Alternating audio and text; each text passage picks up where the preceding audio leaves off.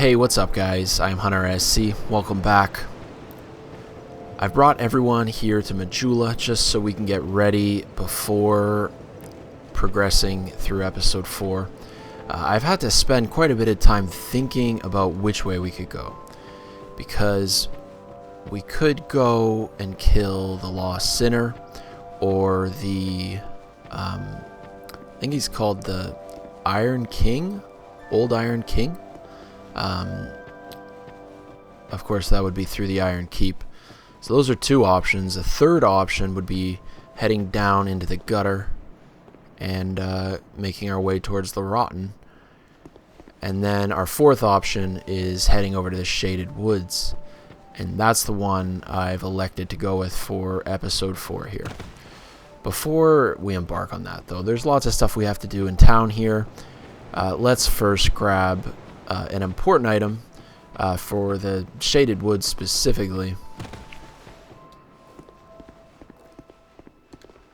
Oh, who are you?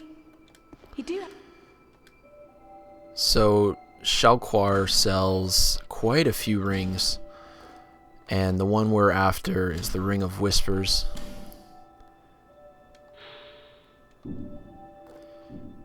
At a later point in the game, she sells some boots that reduce fall damage. Certain. I'll be. But she doesn't sell those until you kill the Royal Rat Authority and the Royal Rat Vanguard. We may bump into the Royal Rat Authority a little later in the episode. I haven't quite decided on that. I obviously haven't scripted exactly what we're going to be doing for each episode. Quite a bit of it is kind of just, on a whim. But I mean, I'm sure we'll still make some quick progression here. Anyways, last thing we have to do is decide where we want to put these skill points. Now I'm going to keep Vigor at 20 points or less, just because it can be a bit too easy. I guess if you go crazy on the Vigor, get like 50 points in it, then that's just like a lot of health for new game. So we'll be avoiding that for now. If we put all of our souls into points for adaptability, I think I did mention this in a different episode, but it brings your agility up, and if we can bring it up here to 95 agility, that's going to give us a good amount of invincibility frames on our rolls. So that's where we're going to put all of these points. By the way, I did consume that last giant soul. So that's just an extra 6k souls.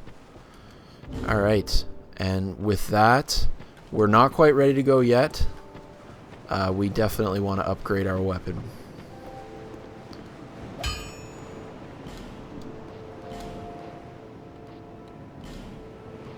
So let's see how high we can get it.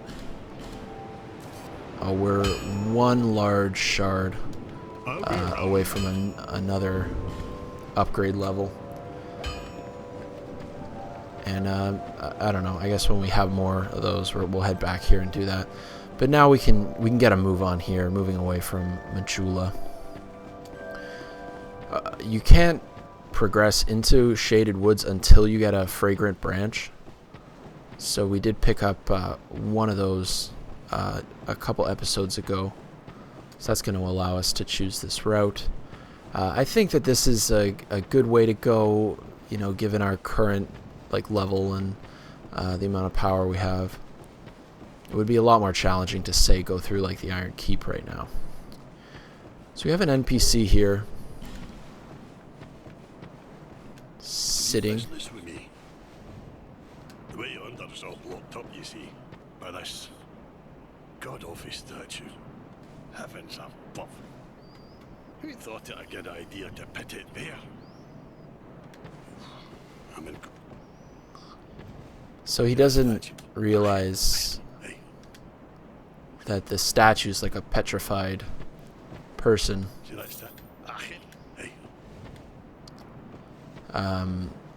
Yeah, he thinks it's just an oddly placed statue.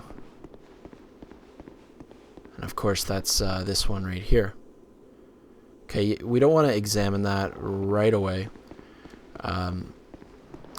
First, I will mention that this NPC, I don't remember his name, even though I probably should. I know he's a significant NPC, but he's got a very familiar sword. So that's the Moonlight Greatsword, and that's the one weapon that has been in all FromSoft games, you know, from the 90s in Kingsfield games. It was in Demon Souls. You can get that in the Valley of Defilement. It's, of course, in Dark Souls 1, and it made a comeback here in Dark Souls 2. So that's the weapon he's got. And apparently his is like a fake version of it. He like thinks he has the real thing, but it's a fake. And also, FromSoft actually gave us that kind of skin, you know, like a light turquoise color on a long sword. That was only available for a little amount of time, available with the third DLC as like a promo. You could get it in the basement of the Majula Mansion. So that was my favorite of the 3 reskins. They also gave us a dark blue Murakumo and a white black steel katana. But again, the one that looks like the Moonlight Greatsword, but it's just a small longsword.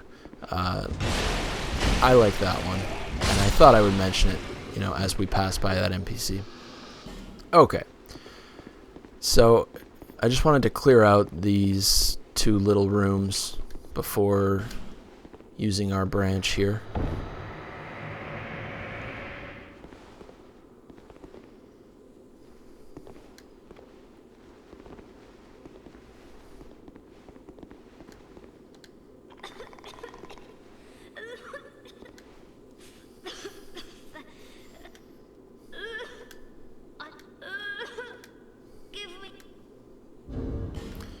Okay, so she's obviously not feeling very well after being woken up from her petrification. I think that's a word. Oh, I still haven't thanked you. Well, I'm quite... So...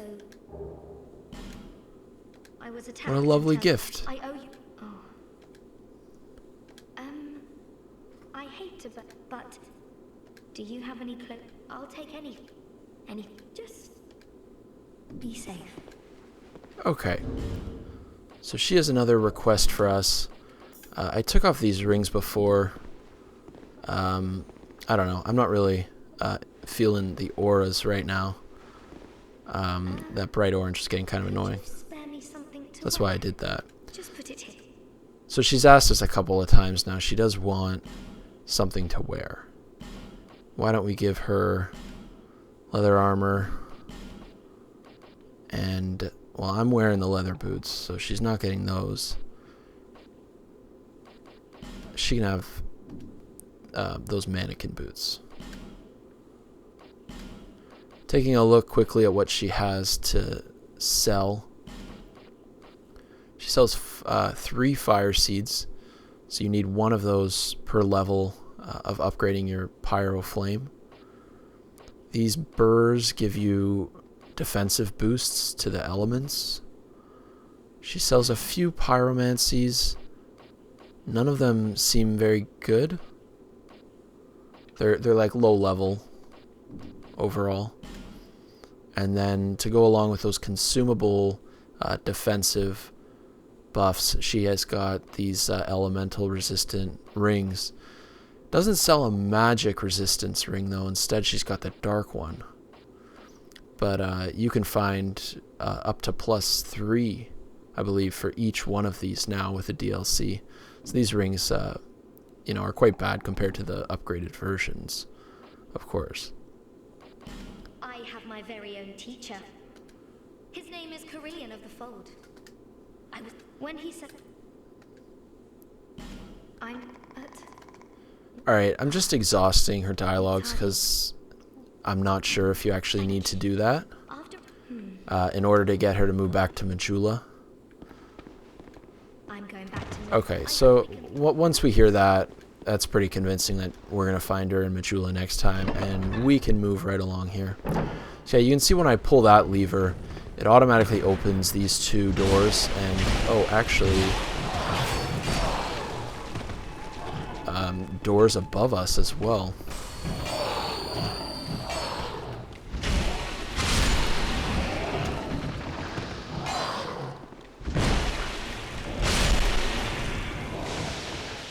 Okay, so you definitely want to avoid that mist. It behaves very similarly to the way that mist is in Dark Souls 1. I mean, that's a very familiar enemy, right? The basilisk frog. You find them in the sewers, in the depths of Dark Souls 1. And so if you stand in the fog too long in the last game, it curses you. It instantly kills you, and then you wake up at the bonfire cursed. Well, the curse effect from Dark Souls 1 is the petrify effect in this game. So that's what's going to get you in Dark Souls 2 if you're standing too long in that mist. So we lit a bonfire there. I never find myself warping to that bonfire. I usually skip it, but it's not a big deal to grab it. And I always run through here. There's just there's quite a few enemies and like some ambushes. I don't really like getting, ambushed, having these guys jump down from above. So yeah, I know it's an ongoing theme, and maybe it seems like I'm rushing by not attacking enemies and running by. Wow, I just got hit by a rock he threw at me. But really, it's a safe strategy. It's in some ways safer than actually fighting them. Especially if you have like forward knowledge. Like, I know that there's a bonfire right here. I know that these guys are not even gonna follow me. You can see they just turn around and run away. So yeah, I think it's quite reasonable. Alright, so this is the Ruined Fork Road bonfire, and a significant bonfire because it connects so many different areas. You can head to this left passage, and that'll lead you to the Shrine of Winter. By going straight through, we can actually pick up the red Tearstone Ring. So we'll just grab that quickly right now. So this ring is from Dark Souls 1. You can get it very early in your playthrough in that game.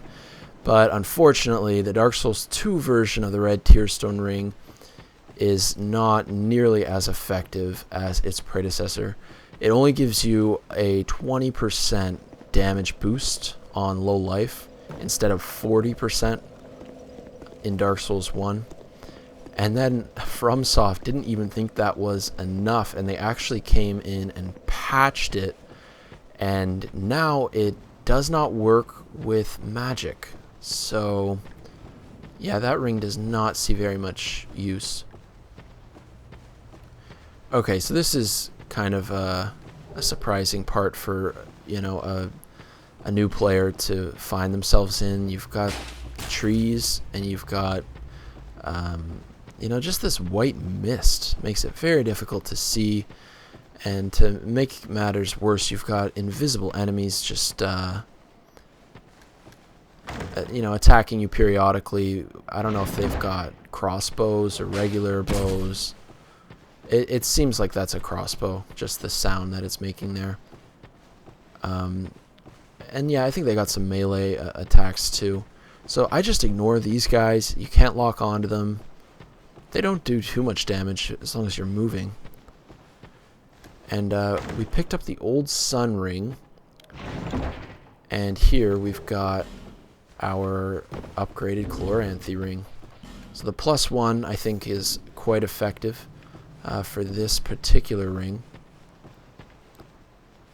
Like, the difference between an unupgraded ring and +1 is a lot more significant. Like, the marginal increase in power is more going from 0 to 1 than it is going from 1 to 2. So yeah, having the +1 Chloranthy on is going to be nice. And then yeah, the other ring that I mentioned is the old Sun Ring. It's a heavy ring at 3.0, and this was a really popular ring in PvP when the game first launched. I guess a lot of players just weren't used to it. They weren't expecting it. And it sets off after you get hit a few times consecutively. It just has a fire blast that's going to catch your enemy. But they nerfed it, so no one uses it anymore. Too bad. So you can actually jump down and I guess we might as well do that. So this gives you access to an area that normally people burn a fragrant branch, you know, to cure this enemy here to get through, but you can just hop down. I mean, I guess that's pretty obvious. In fact, you just look around a little bit extra, but I don't know. My first time coming through, I definitely spent a fragrant branch there.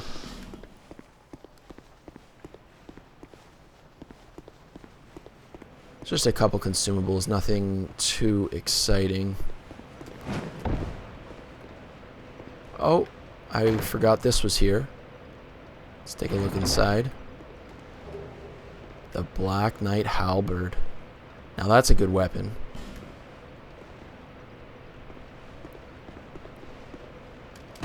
I'm bad, guys. Wow. That was obviously meant to be a jump, but yeah, the timing on that circle button isn't always great. It's kind of annoying, but I'll see you guys on the other side of this load screen. Alright, starting back from the bonfire here, we'll just forget about those like few thousand souls and move along here. So this was a really cool zone for me to arrive at, you know, my first blind playthrough. Especially getting to this point here, it's just so spooky. It was the first time I heard those curse urns and the kind of like giggling noise that they make. Really quite spooky. So for a blind playthrough, that was pretty cool. You know, as well, you actually immediately bump into this very large basilisk, so that was cool as well. And then there's lots of these axe-wielding guys. They are tough foes. For sure, just their style overall makes them hard to fight against. But I'm sure some of you were already aware that I was going to visit this scorpion here. So what we need to do is, I guess, first turn to human form. And then you put on the ring that I bought from Shalquar earlier. And that's going to allow us to talk to this guy, because normally you cannot. Human, are we? This is no place for you. Be gone. Are you not afraid? Humans relic. Those who do turn back when they see me. But you... We once had a master. He created us long, long ago. So he's talking about Aldea. He resented those who had what he lacked and became fully mired in hatred. Eventually, it was at the peak of this madness that he conjured up we strange creatures. Our master was a tragically... Eventually, his solitude eroded his... In the end, what it was that he truly lacked. Nobody knows when we were born, or where our master has gone. The only ones who even speak a human tongue are myself and my... I wish to ask a favor of you. I want you to kill my betrothed. Once, I always found her at my side. She became violent. Eventually, she came after.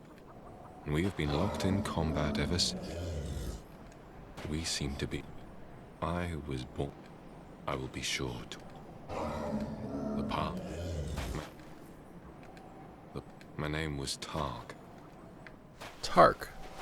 Interesting. Didn't know that was his name. Okay, so that was a rather lengthy dialogue, and that unlocks his summon sign.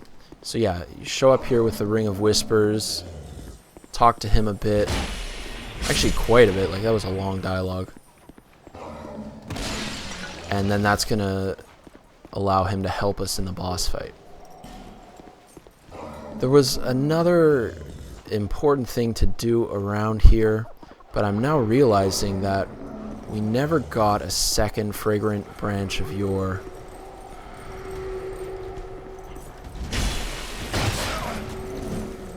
Oh, that's not good. I did not want to get cursed. Yeah, so normally you use a fragrant branch to get access to the Fang key. I think that's what it's called. And so that's just right below us on that cliffside platform. You can unpetrify an enemy, kill that enemy, get the Fang key, and that allows you to open a door beneath the area that we were just in. And behind that door is the blacksmith bird. Her name is Ornifex. But yeah, unfortunately, we don't have that branch, so we'll have to come back and either do it later or not do it at all. I'm not really sure, but definitely worth mentioning.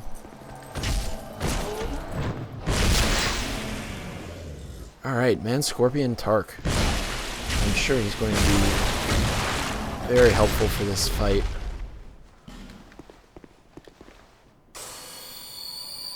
Really cool ally to have, like, come on, no one's ever seen a summon like him before.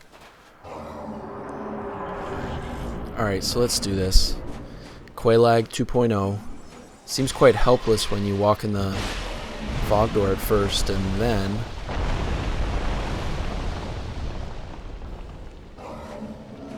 alright. So yeah, I mean, I call her Quelaag 2.0. I think most can agree with that description. Not nearly as cool or as strong as Quelaag. Very hard boss in Dark Souls 1. This boss, not so much of a problem. Oh, getting stunned already from, you know, her better half. That's how the Tark guy described it.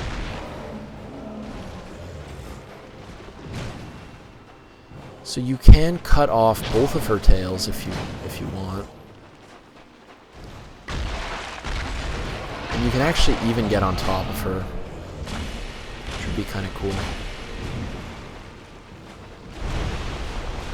And then this is sort of the one gimmick of the boss fight. She crawls underground, and you can see where she is, you know, just from the sand rustling up. But of course, if you're standing where I am, she cannot, you know, pop up from underneath you. There's a large wooden plank here and a smaller one off to the side. So yeah, if you're standing on either of those things, you're gonna be pretty safe even if she's underground.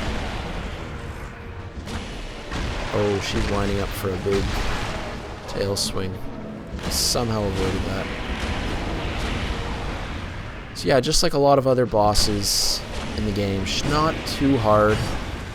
Even, oh, I say that, and now I need Tark to save me. He can get the last hit. Okay. Not too hard. Obviously Tark helped quite a bit. I'm surprised my magic mace actually, you know, was doing decent damage to her. You know, because she's magic based and all. Okay, we're going the wrong way. Let's head up towards the doors of Pharros. And this was a part I'm kind of conflicted about even still. What should we do? Should we do a, you know, full explore of the doors of Pharros and try and take on Royal Rat Authority? Or should we just, you know, start moving towards the giant Lord Soul at the end of this area? Not too sure. So this is the first time we meet these elephant guys. They've got some really strong weapons. You know, that halberd this guy is wielding. If you can get it to drop off of him. Good weapon. Ton of damage. Okay, fortunately the ceiling's kind of low in here, so he can't make it in to pester us. We'll just rest here quickly, and let's unlock this very first mimic of the game. Dark leggings, black scorpion stinger, and yeah, let's take a look at the doors of Pharros. really cool, like fast. Oh, Bowman Guthrie. I'm very familiar with this guy.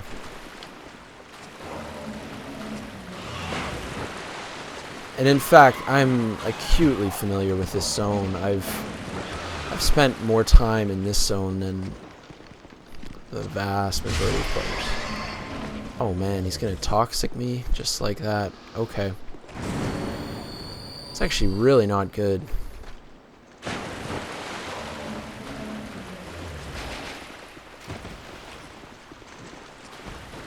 I gotta keep a close eye on my health bar here. Okay. So, Guthrie, he's got 2 Avalons.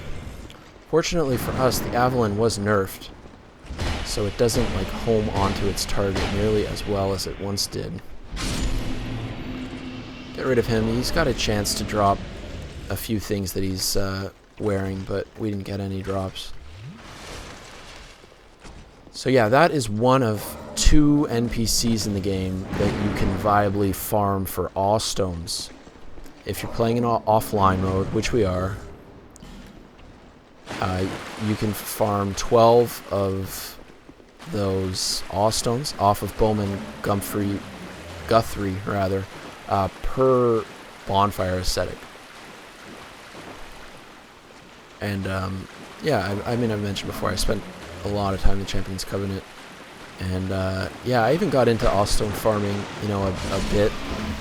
I don't know, I've always been very intrigued by the leaderboards in Demon Souls, which are just filled with like hacked characters with like, you know, 17-digit phantom kills and phantom saves, or like -1 at the top of the leaderboard. You know, or the Dark Souls leaderboard, the one that's based in Sin, which is obviously not thought out too well, and is full of kind of hacked players as well. But in this game, the only leaderboard is the Covenant of Champions with awe stones that you hand in.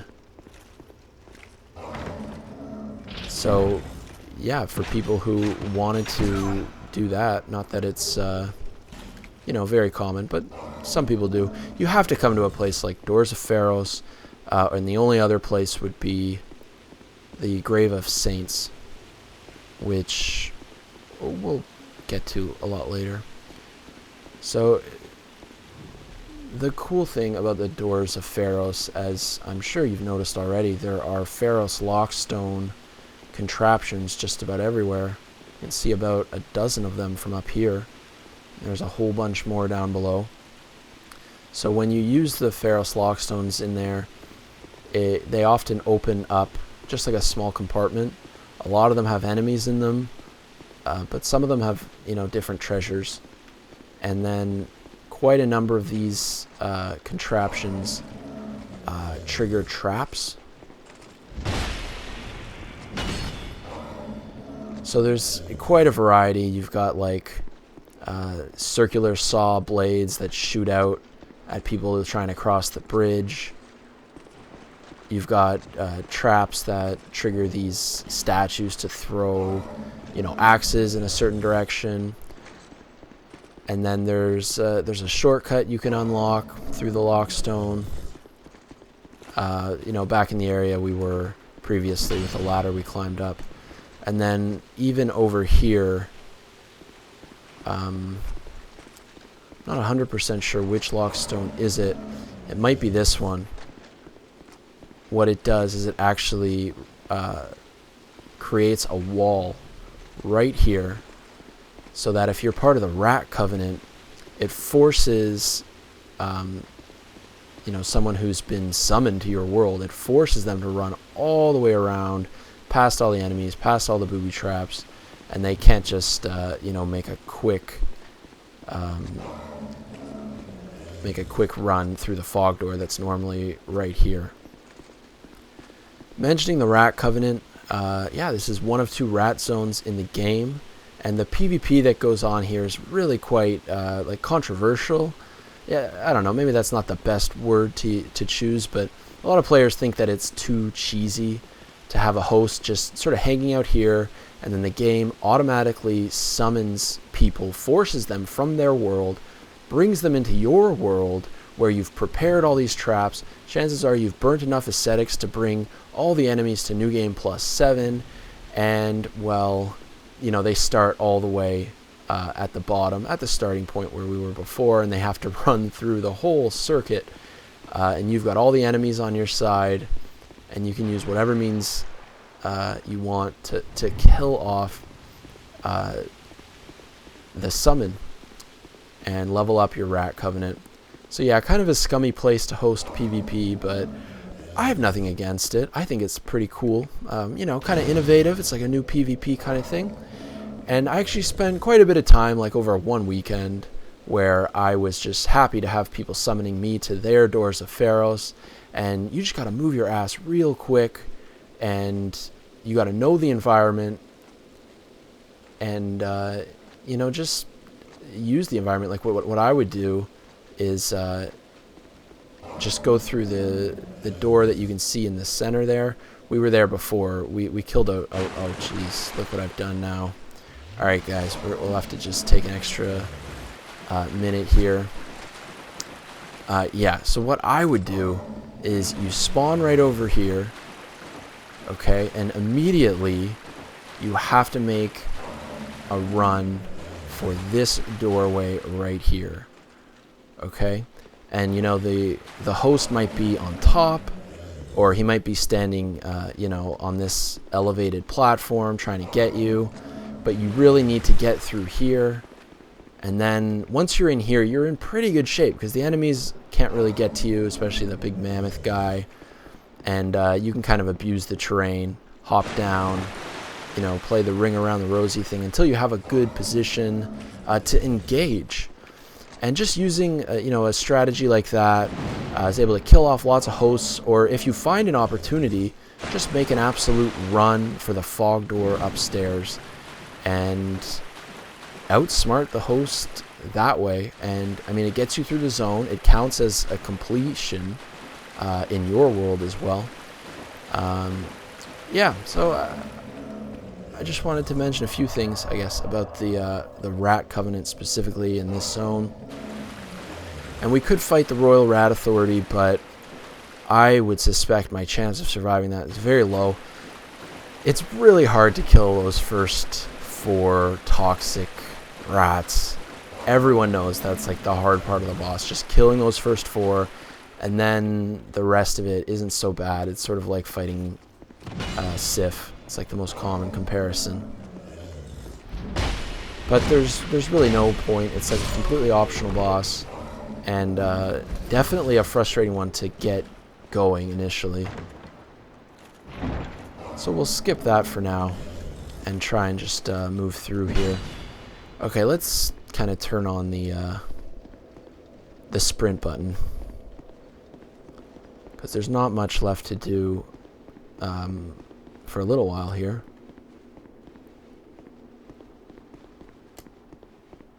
Alright, so this enemy here, one of the featured enemies in the initial gameplay reveal. And yeah, he throws a couple Gyrm axes at you. And after he tosses his weapons, it seems all he has left are his fists. So yeah, they featured him in the original gameplay, but he was actually in Forest of Fallen Giants then. And they were trying to showcase that you can, like, swat incoming projectiles away with your weapon. Kind of cool.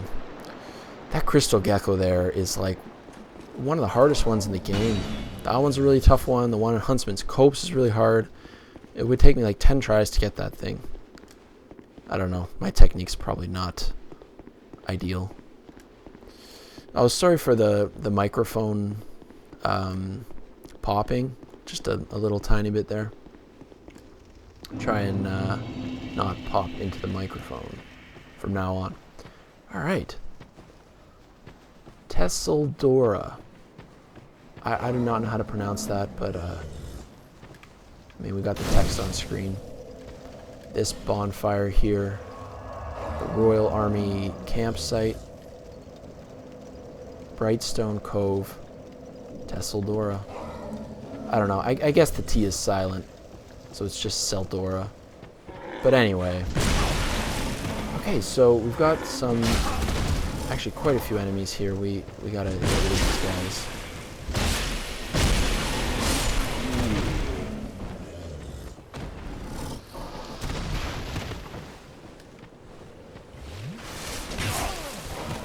So these guys deal pretty good damage. They've got, you know, some kind of like buff on their weapon.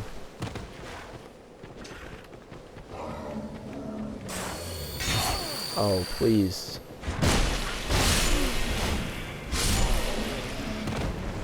Piggy, leave me alone.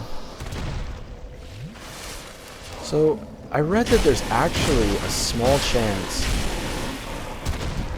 that these pigs can spawn as miniature pigs, which I thought was kind of cool. I do believe I have witnessed it once. I wasn't aware of it at the time. It was like my first time playing the PC version, and I thought just like with a different resolution or something they looked small. Wasn't really sure, but no, it's actually a thing. Like they can spawn tiny, you know, in a real off chance. And actually, there's a really odd method to obtain the pickaxe via those same pigs. You have to lure one basically all the way to the end of the level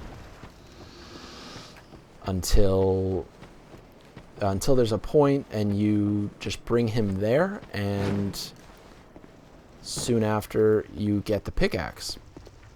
Really random, and I don't think I will ever have the patience to complete that. So we actually got down that well on our first try. Usually that takes me many tries, but definitely worth it. A quick 5 human effigy. I guess come to think of it, this is like an equally good place to farm human effigy as that spot I showed in the very first episode. And I always seem to lose track of which tent houses the bonfire. Okay. Alright, we got a bit of time left here. I think we can fit in one of the easier bosses. We're gonna have to start running again. Okay, so this part kind of obvious, you know, especially looking back in retrospect. Are these guys gonna catch up to me? I'm not gonna worry about them. I hope not. But yeah, there's some junky loot here on the ground that they expect you to want to pick up. And well, if you do that, you know, the boulders come down and squish you. So that's definitely to be avoided.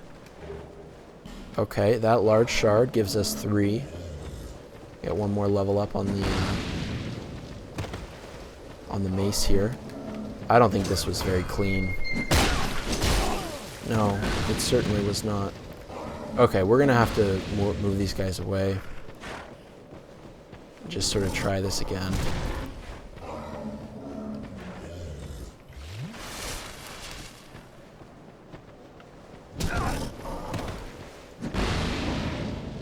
It's just really difficult to engage these guys. Like, oh, 5 enemies.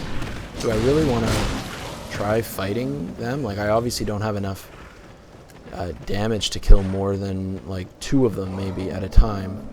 And these guys here actually just want to hang out at the door. So I guess they would be good ones to kill. Oh, he's getting too close to the edge. Unfortunately, we couldn't force him off it.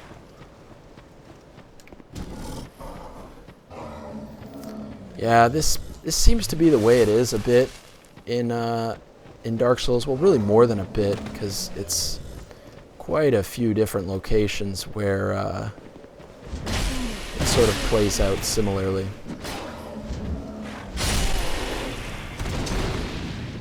Alright, I think we're clear to make a run for it.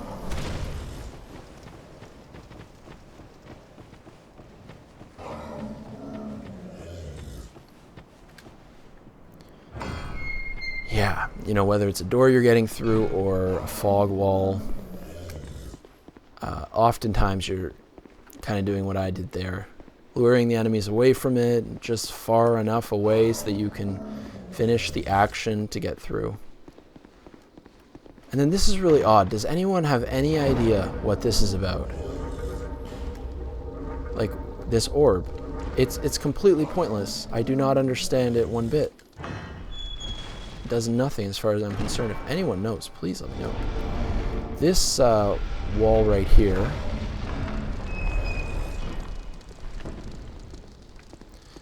Anyways, this wall here, a illusory wall, and not one that I found until, you know, very late in my Dark Souls 2 playing. But the extra Estus flash shard is always nice. A little holy water for good luck, I suppose. And we'll take on this boss. Prowling Magus and the Congregation.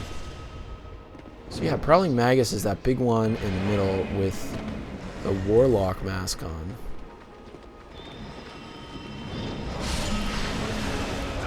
And a lot of people joke about this boss sort of being the pinwheel of Dark Souls 2.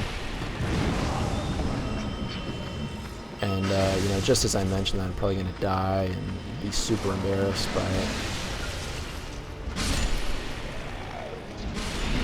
I didn't realize these zombies are just a simple one-hit KO, so that's probably who we're going to target first here. Okay, that was not a one-hit KO.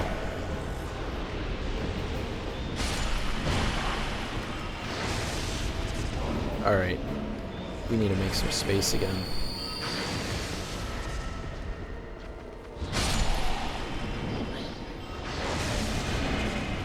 Yeah, I don't know, man. This boss isn't so easy after all. This is at least mildly challenging.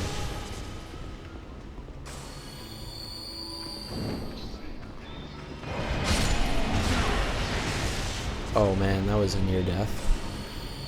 Yeah, plenty of healing.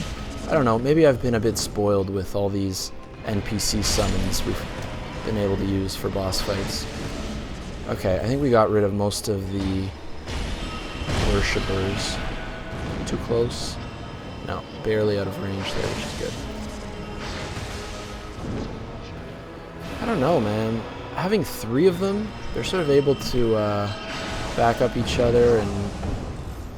Wow. I guess I just gotta go in, huh?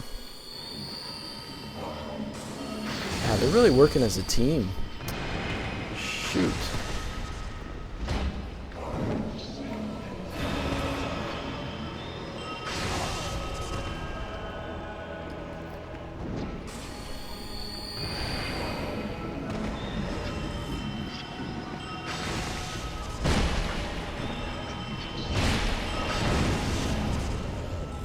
Okay, I think we're in good shape now.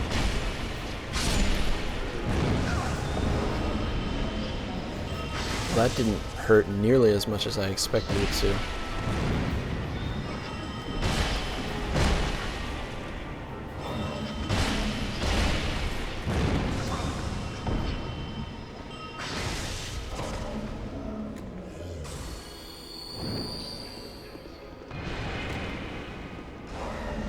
Alright, now that it's going to be one-on-one here, should be a lot easier. Okay, I'm feeling a bit better about this, guys. Honestly, I was pretty worried we were going to die, and like that would just be downright humiliating, so...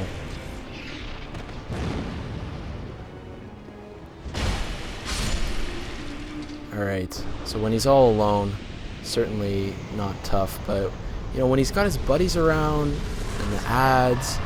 and the guys that cast healing, I don't know. I think that boss is like underestimated, guys. He's pretty tough, okay? Alright. Anyways, heading up to meet the Pardoner. Cleric's small shield. An ascetic.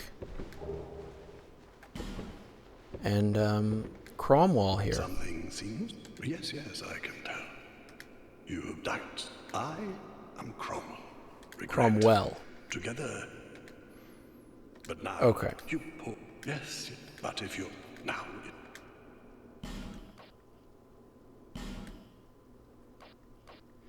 Yeah, so this is the armor of the enemy, the pair of white priests that were in the boss chamber previously.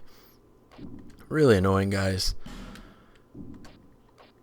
And then some rings that pretty much get no use in the game. Dark defense consumable. And then Great Heal is a good healing spell. Out of all of them, that's one of the best ones. Force, you know, can be useful if you want to push people off edges and whatnot with it. So he's got some good stuff there, and then you can ask for pardon. And actually, the DLC, the third DLC, was giving players sin, like, inappropriately. It was just causing their sin to increase randomly.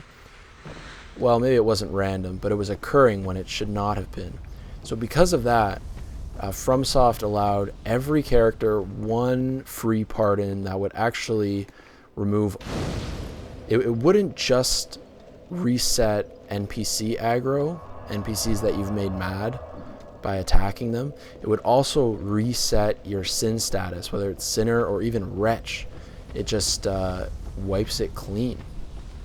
So, I don't know. One of my characters had Wretch status, so I was doing invasions quite a bit on it. And it was good to finally absolve that, I suppose. Yeah, I thought I mentioned that. It was only patched in, like, maybe like a month and a half ago or 2 months ago. Not very well known, though. Okay, so we're now progressing through, you know, the rest of Tseldora. And there are many different ways you can take to go through. And, well, I haven't opened the bonfire. We took a route that I don't normally take, so I'm just going to try and see if we can run through. I don't know. We'll give this boss a shot.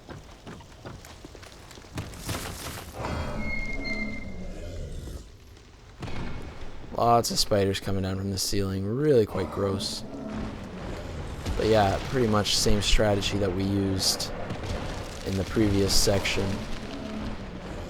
Make some space and lure enemies away from the...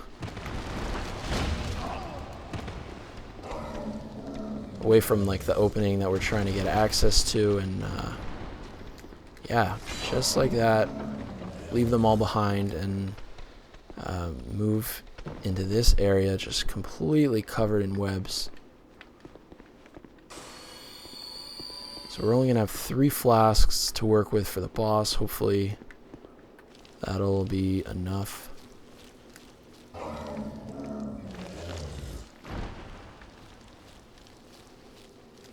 Alright. Don't really want to take too much fall damage if we don't have to. And there is a summon here as well. But, we're going to skip him. I think we've been using summons a bit too much, so let's just fight this boss straight up. Duke's Dear Freya.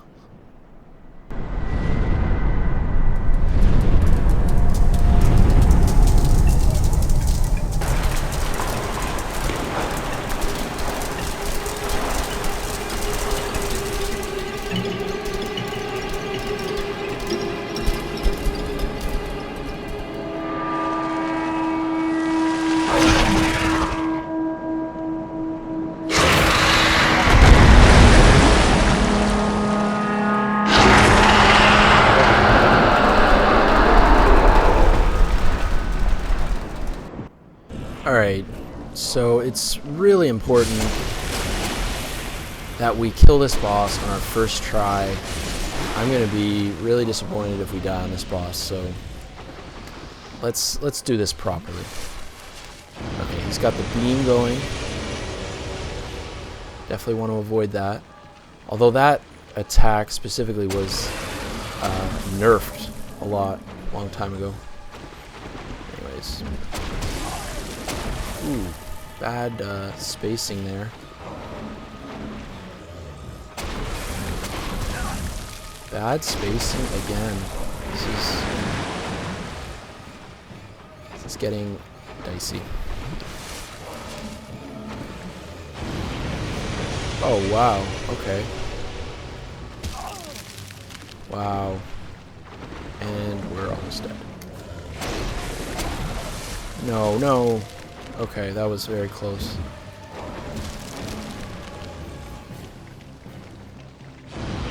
Why don't I have any life gems?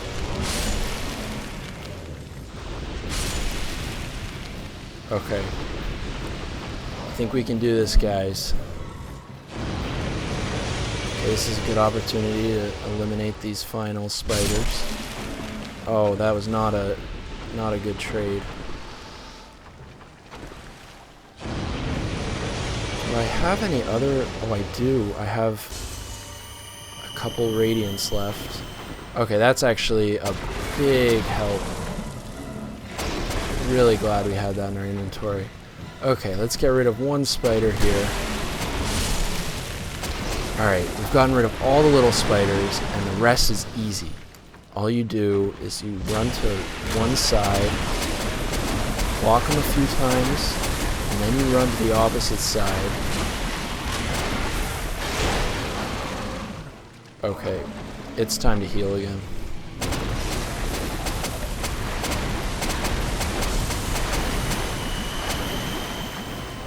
Oh, he can produce additional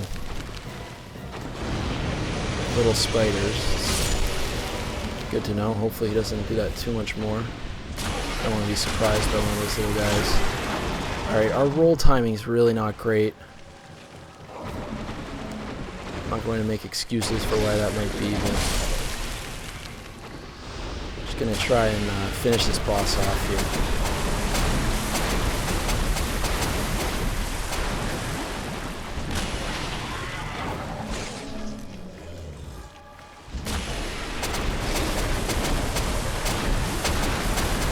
Oh man, this guy needs to chill. It's like he's doing all of his attacks at the same time.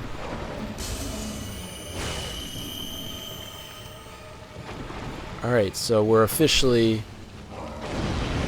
out of healing items, pretty sure. Definitely no life gems left.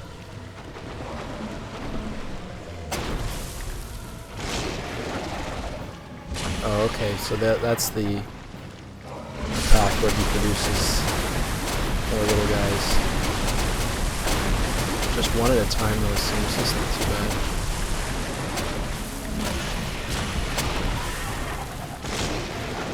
Oh, thank goodness we managed to barely avoid that one.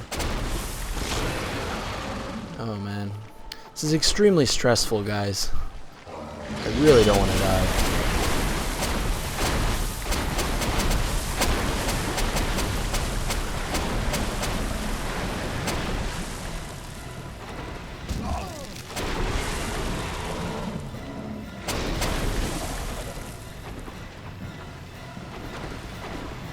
Oh man.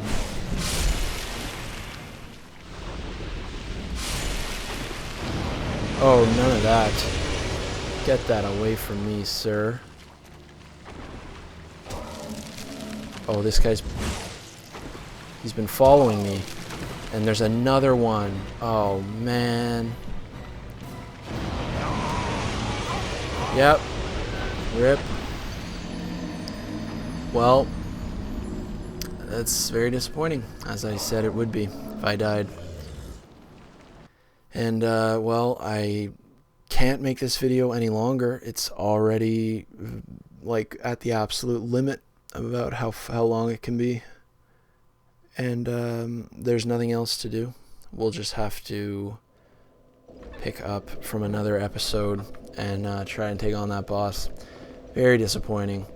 If I had just sort of had the foresight to think, maybe I should stock up on life gems, then we wouldn't have this problem. But as it is, We are quite a ways from the boss fight. We don't have any healing items. And we'll just have to try that boss again. Yeah, it's tricky. It's almost like an enrage mechanic with the Duke's Dear Freya, where it seemed like she was spawning, more and more spiders the longer it was taking me to finish off the boss. And then there was a point that she just like spawned mini spiders like multiple times in a row, and before I could even kill off like the first one or two, there were like 4 or 5 more in the boss chamber. And yeah, it's not easy to engage those little things without like taking a trade and taking a little amount of damage that really adds up when you have no healing items. So that's too bad. I'm disappointed. Sorry if you guys are disappointed we didn't get our first Great Lord Soul, but that's going to wrap up this episode, and we'll just have to, keep hammering away at this walkthrough and progressing as much as we can in the future. Alright guys, that's going to do it. Thank you again for watching. I'm Hunter SC. We'll see you guys next time. Peace out.